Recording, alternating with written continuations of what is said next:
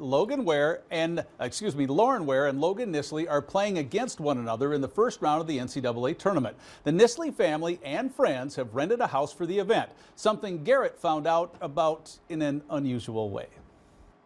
I didn't even know that we were going to stay in a Airbnb with a bunch of people until my teachers told me. So I didn't know that we were going to stay with them until Miss Bohr told me that she was staying in a house with me. So, that was a fun surprise in the second period yesterday. But, it's just a fun experience to have everyone going to be there, Logan and Lauren are scheduled to play at 9:30 Central Time on Friday night. We'll have more with some Patriots coaches and athletes later this week. Now, there is a Dickinson High connection to the first game in Corvallis. Former midget standout Gabby Young plays for Eastern Washington. The Eagles take on Oregon State before Lauren and Logan will take to the courts. Well, the Bobcats clinched a playoff spot with the help of this week's Sports Spotlight. Ben Dacu profiles forward Julian Beaumont. Julian Beaumont began his hockey journey over 1,100 miles away in Plano, Texas. Now, his second year with the Bobcats has culminated in a commitment to play Division I hockey for Robert Morris University. They showed a lot of interest, and probably the best place for me to land where I can play the most and develop the most out of anywhere. As is the case with most junior hockey players who end up being far from home, the new surroundings were challenging for Julian. It was a lot. I'm a smaller guy, and this league, it's a lot more physical than anything I've ever played in. So it was definitely rough the first couple months playing here. New people, new area, but I mean, once you get there, you basically have brand new family, brand new friends with your hockey team, and once you bond, it's not that scary anymore. It's so much fun, and I'm having the time of my life doing this.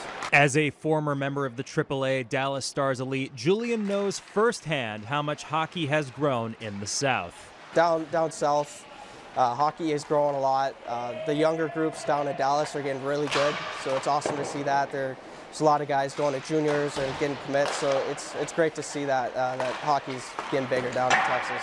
The Texas kid is doing all right. Beaumont leads the Bobcats in goals and is third on the team in points. He's a big part of this team, obviously, puts up a lot of points. He's a goal scorer. He's just big time on the ice, but he's also a great guy in the locker room. I've been able to play with him for 2 years, and he's one of my best friends on the team.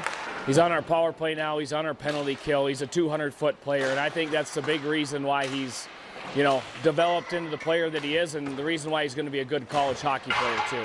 So the 5'8", 160-pound Beaumont is not the biggest guy on the ice, but he can flat out skate. The big thing is with our smaller guys, I tell our guys you gotta win races. He can skate, he can get up and down the sheet, maybe better than anybody on our teams. The Bobcats have already clinched a spot in the Robertson Cup playoffs and play St. Cloud at home this weekend. With the spotlight on Julian Beaumont, for your news leader, I'm Ben Dacu. United Tribes dropped its second game at the national tournament in overtime today. That was a three-pointer. And 3 local athletes are on the Division A boys all-state basketball teams. Tyson Wick of Hazen is a first-teamer, while Trace Beauchamp of Beulah and Shiloh Christian's Atticus Wilkinson are on the second team. The only unanimous pick, Dang Dang from